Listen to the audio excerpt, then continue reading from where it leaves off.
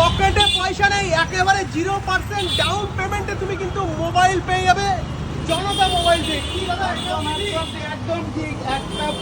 এক কাপ চায়ে একটা এয়ারড্রপ পাওয়া যেতে পারে। সারা দিনের খরচা থেকে এক কাপ চা এয়ারড্রপ, সঙ্গে 0 ডাউন পেমেন্ট এবং গিফট তো আছেই। আচ্ছা চলো গিয়ে দেখি।